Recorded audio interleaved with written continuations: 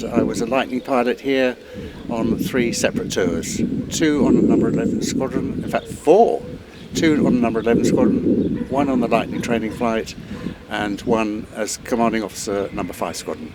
Absolutely sensational. It was one of those aeroplanes that I dreamed of when I saw it at Farnborough in the early 60s. And at the time, my background was the child of a service family. And my father was a doctor, and he lived near an RAF airfield, and I used to spend my holidays looking over the crash gates and watching aeroplanes taking off. And I got a license to fly, a private pilot's license at the age of 17, and I thought, this is the life for me. And so I left school in 1963 and joined the Air Force, and went all the way through to flying the Lightning. And it was an aeroplane that I absolutely loved.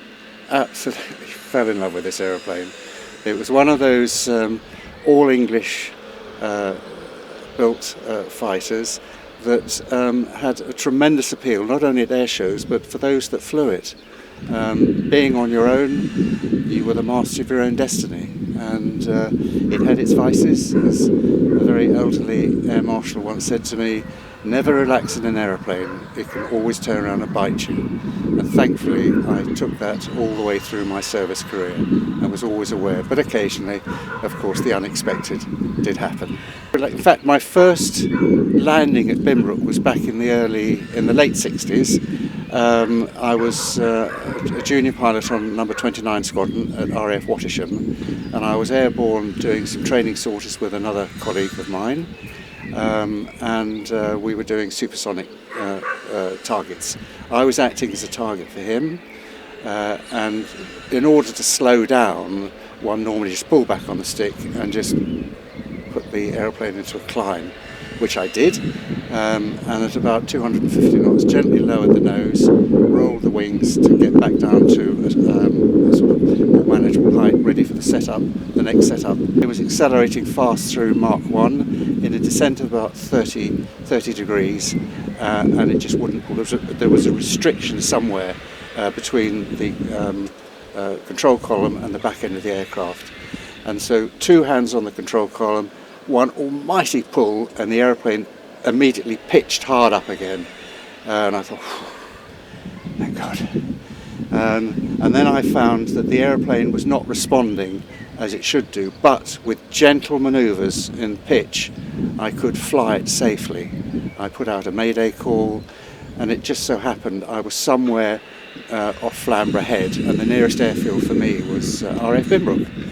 And I did a very long, slow, straight-in descent from about 80 miles out down onto the runway at Binbrook, and landed, and I was met by an engineer at the end of the runway. I didn't taxi it back in, and there was a pool of oil dripping from the back end of the aircraft. And it turned out, once they'd done the investigation, there was a washer in the control runs, and that washer had got, from sub-servicing, it got jammed, and it was just the force I managed to pull it through a roller system. I mean, I was so lucky that day. But my boss told me that I should have ejected. He said that what you should have done is to eject, Andy, and I said I couldn't do that and lose an aeroplane. But I didn't, and that was a story, one of those stories that I just wasn't expecting it.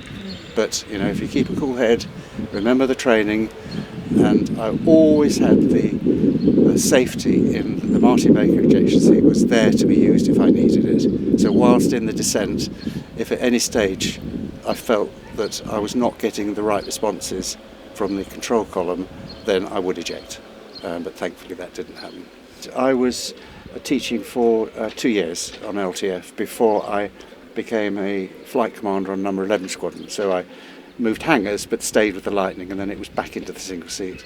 But flying, I enjoyed it. It's cack-handed.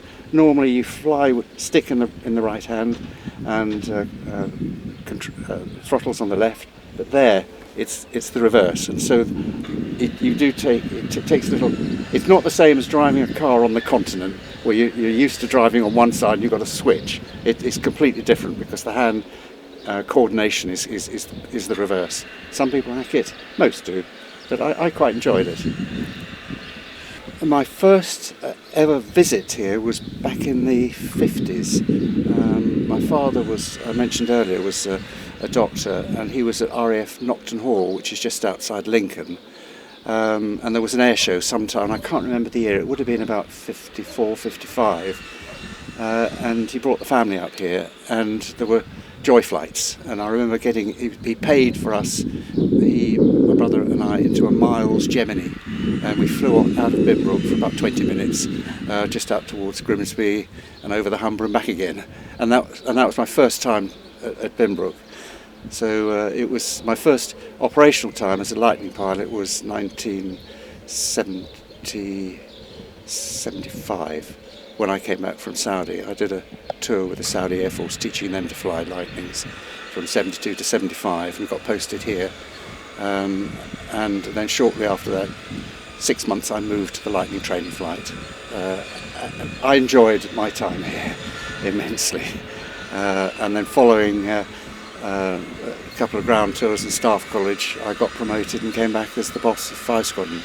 And that, for me, was the pinnacle, because I'd learnt my trade as a junior officer, I'd overcome adversity in aircraft, I knew how the aeroplane flew, and what I wanted out of my squadron pilots was for them to have that same enthusiasm as I'd had as a youngster, but also to bring them on as very capable fighter pilots, which is really what a boss does. The only problem was that at the time they all knew that Lightning was going to be phased out, which was a shame, and that's what happened in 1988. So my time as boss was from 1985 to the end of 1987, and that's when I left the Fire Squadron, and that's the last time I flew a Lightning. Fantastic.